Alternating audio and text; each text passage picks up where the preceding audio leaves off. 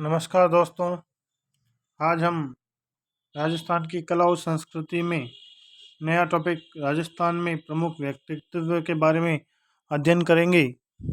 अगर आप इस चैनल पर नए हैं तो इस चैनल को सब्सक्राइब जरूर करें, वीडियो को लाइक करें, वीडियो पर कमेंट करें और अपने ज़रूरतमंद दोस्तों के साथ इसको ज़्यादा से ज़्यादा संख्या में शेयर करें ताकि इस वीडियो का लाभ सभी दोस्तों को मिल सके। स्टार्ट करते हैं अपना टॉपिक। फर्स्ट क्वेश्चन है क्रांतिकारी रचना। एक क्रांतिकारी रचना है जिसका नाम है चेतावनी का चुंगटिया।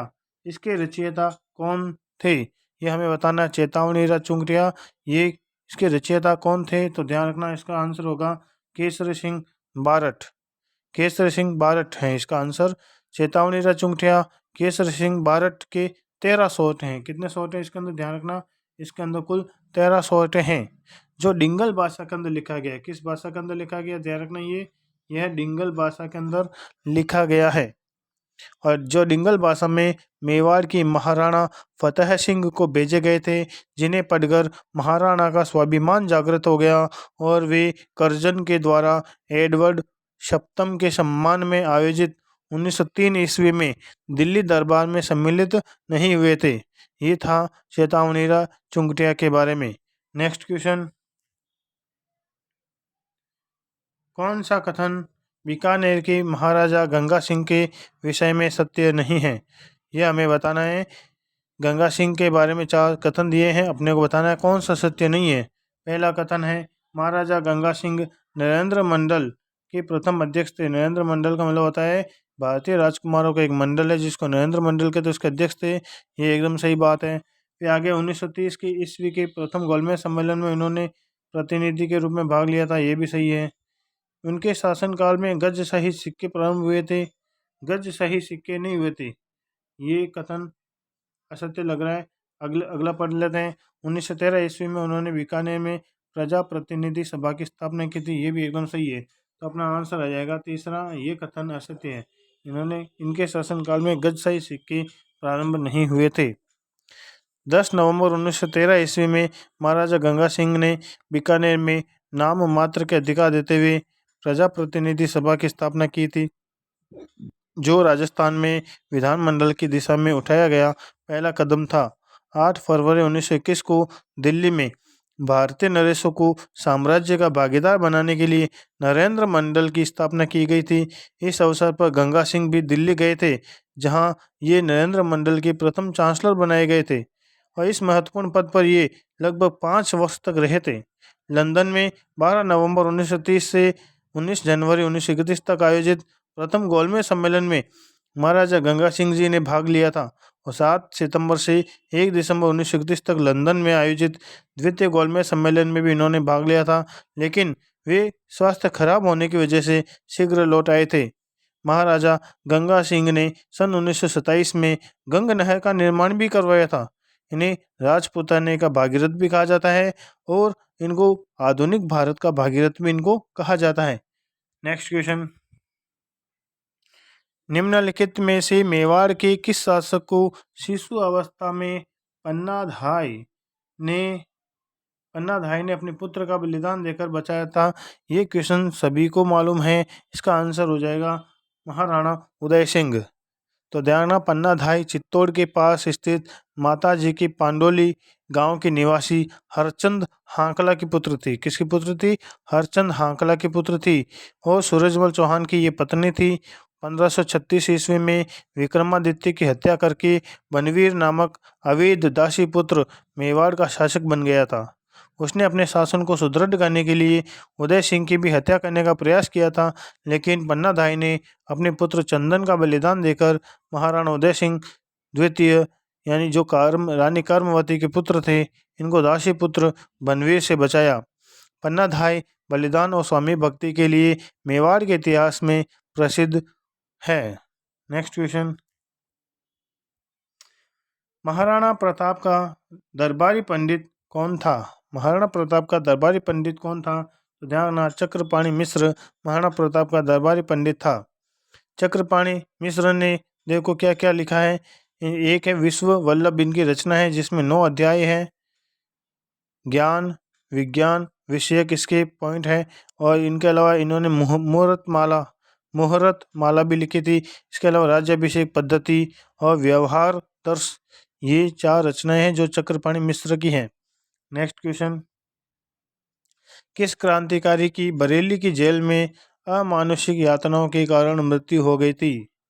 किस क्रांतिकारी की बरेली की जेल में अमानुषिक यातनाओं के कारण मृत्यु हो गई थी? तो ये जानना, इसका आंसर होगा प्रताप सिंह बारट। प्रताप सिंह बारट कौन थे? ये केसरी सिंह बारट के इस पुत्र का जन्म, मतलब केसरी सिंह बारट के पुत्र थे। इनका जन्म उदयपुर में हुआ था। इन्होंने अर्जुन लाल सेठी की जैन पाठशाला में प्रशिक्षण प्राप्त किया था। बनारस षड्यंत्र केस में 5 वर्ष के कठोर कारावास की सजा होने पर भारत सरकार के गुप्तचर निदेशक चार्ल्स क्लीवलैंड ने बरेली जेल पहुंचकर इनसे भेंट की थी और रास बिहारी बोस की गतिविधियों की जानकारी देने के लिए प्रलोभन देते हुए कहा कि तुम्हारी माँ दुखी हैं। तब प्रताप सिंह ने कहा, मेरी माँ को रोने दो, जिससे किसी अन्य माँ को न रोना पड़े। अपनी माँ को हंसाने के लिए मैं हजारों माताओं को रुलाना नहीं चाहता। ये कथन थे प्रताप सिंह बारट के। नेक्स्ट क्वेश्चन,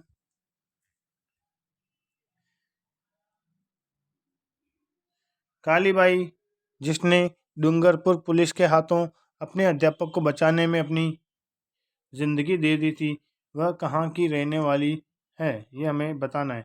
कालीबाई जिन्होंने डूंगरपुर पुलिस के हाथों अपने अध्यापक को बचाने में अपनी जिंदगी दे दी थी, वह कहाँ की रहने वाली है? तो यह ध्यान रखना, रास्तापाल नामक एक गांव है छोटा सा, वहाँ पर रहने वाली हैं। तो डूंगरपुर सेवा संघ द्वारा संचालित रास्तापाल पाठशाला को बंद करने के अभियान के दौरान 19 जून 1947 राज्य की पुलिस ने नानाबाई खांड की हत्या कर दी थी। उसी दिन अपने अध्यापक सेंगाबाई की जान बचाने के लिए 13 वर्षीय भील कन्या, जिसका नाम कालीबाई था, इसको रियासती सैनिकों के द्वारा गोली मार दी गई, जिससे 21 जून 1947 को उनकी मृत्यु हो गई थी। नेक्स्ट क्वेश्चन, निम्न में से किसके द्वारा वीर भारत सभा का गठन किया गया था? वीर भारत सभा का गठन किसके द्वारा किया गया था? तो ध्यान रखना, यह होगा केसरी सिंह बारट। केसरी सिंह बारट ने वीर भारत सभा की स्थापना की थी। केसरी सिंह बारट के बारे में बात करते हैं। 21 नवंबर 1872 को देवपुर भीलवाड़ा के अंदर कोई गांव है छोटा सा, उस गांव में जन्मे केसरी सिंह बारट कवि भी थे और एक महान देशभक्त भी थे। इन्होंने वीर भारत सभा 1910 में स्थापना की थी। वीर भारत सभा नामक गुप्त क्रांतिकारी संगठन की स्थापना में महत्वपूर्ण योगदान दिया था। साधु प्यारे राम हत्याकांड में इन्हें 20 वर्ष की सजा भी हुई थी। इन्हें राजस्थान से दूर हजारीबाग केंद्रीय जेल बिहार भेज दिया गया था, लेकिन सरकार के आदेश से पहले ही मुक्त कर दिए गए। इनका पूरा परिवार ही क्रांतिकारी गतिविधियों में संलग्न रहा। राजनीति में वे इटली के राष्ट्रपिता मेजिनी को अपना गुरु मानते थे। ध्यान रखना, इटली के राष्ट्रपिता कौन है? मेजिनी। इनको ही अपना गुरु मानते थे। केसरी सिंह जी की कविताएं राष्ट्रीय भावना से ओतप्रोत थी। इनकी प्रमुख रचनाओं में चेतावनी, चुंगठिया, रूठी रानी, प्रताप चरित, दुर्गादास चरित, जसवंत सिंह चरित, ये प्रसिद्ध इनकी रचनाएं हैं। केसरी सिंह जी ने वीर सावरकर के द्वारा लिखित मेजिनी की जीवनी मराठी पुस्तक का हिंदी में अनुवाद इन्होंने किया था। नेक्स्ट क्वेश्चन, स्वतंत्रता सेनानी एवं शहीद सागरमल गोपा कहाँ के निवासी थे? तो सागरमल गोपा, जिसको सभी लोग जानते हैं, ये बहुत महान क्रांतिकारी थे और ये जैसलमेर के निवासी थे। सागरमल गोपा की बात करें तो इनका जन्म जैसलमेर के अंदर हुआ था।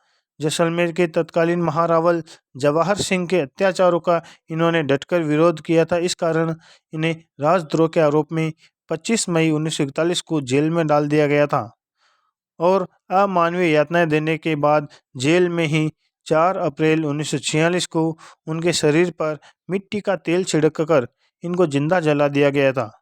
इन्होंने 2 पुस्तकें लिखी जो बहुत ही ज़्यादा प्रसिद्ध हैं। पहली पुस्तक का नाम है आज़ादी के दीवाने और दूसरी पुस्तक का नाम है जैसलमेर में गुंडा राज। ये दोनों पुस्तकें बहुत ही ज़्यादा फेमस है। नेक्स्ट क्वेश्चन, राजस्थान में राजनीतिक चेतना को सबसे पहले जन्म देने वाले कौन थे? यानी राजस्थान में राजनीतिक चेतना किसने जगाई थी? तो इसका आंसर होगा अर्जुन लाल सेठी। अर्जुन लाल सेठी के बारे में अगर बात करें तो इनका जन्म 1880 में हुआ था। जयपुर के जैन परिवार में हुआ था। बीए करने के बाद राज्य सेवा में आने के लिए आग्रह किया गया तो इन्होंने उत्तर दिया कि अर्जुन लाल नौकरी करेगा तो अंग्रेजों को भारत से बाहर कौन निकालेगा। तो सेठी जी जयपुर राज्य के जन जागृति के जनक कहे जाते हैं। अजमेर में लोगों को राजनीतिक शिक्षा देने के लिए इन्होंने जैन शिक्षा सोसाइटी की स्थापना सन 1907 के अंदर की थी। 1908 के अंदर जैन वर्धन पाठशाला को जयपुर स्थानांतरित करके इसमें क्रांतिकारियों को प्रशिक्षण दिया जाने लगा था। तो ये बात थी अर्जुन लाल सेठी के बारे में। नेक्स्ट क्वेश्चन, खेजड़ली आंदोलन में अपने जीवन का बलिदान किसने किया था? मोस्ट इम्पोर्टेंट क्वेश्चन है और सभी को मालूम भी होगा इसका आंसर। खेजड़ली आंदोलन में अपने जीवन का बलिदान किसने किया था? ध्यान रखना, इसका आंसर होगा अमृता देवी। खेजड़ली गांव में प्रकृति के प्रति समर्पित विश्नोई समाज की 42 वर्षीय महिला अमृता देवी के परिवार में उनकी 3 पुत्रियां थी।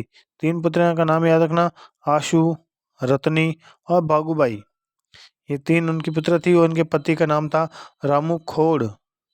पति का नाम था। इन सब ने पेड़ों की रक्षा के लिए बलिदान दे दिया था। इसी के साथ कुल 363 कितनी है? कुल 363 विश्नोइयों ने पेड़ की रक्षा में अपने प्राणों को आहुति दे दी थी। इसी कारण 21 सितंबर 1730, जो ध्यान रखना 21 सितंबर 1730, 21 सितंबर 1730 भाद्रपद शुक्ल दशमी विक्रम संवत 1787 का दिन ऐतिहासिक घटना के अंदर बदल गया था। तो ये थे हमारे राजस्थान के प्रमुख व्यक्तित्व के बारे में कुछ मोस्ट इम्पॉर्टेंट प्रश्न जो एग्ज़ाम में बार बार पूछे जाते हैं। अगर आपको ये वीडियो अच्छा लगा तो इस वीडियो पर लाइक करें, कमेंट करें और अपने दोस्तों के साथ ज़्यादा से ज़्यादा शेयर करें। अगर आपने अभी तक चैनल को सब्सक्राइब नहीं किया है तो इस चैनल को जल्द से जल्द सब्सक्राइब करें। बेल आइकन प्रेस करना ना भूलें। बेल आइकन प्रेस करें, जिससे क्या होगा, जैसे ही वीडियो अपलोड होगा आपके पास उसका नोटिफिकेशन कुछ ही सेकंडों में आपके पास पहुंच जाएगा। Thank you very much. जय हिंद, जय भारत।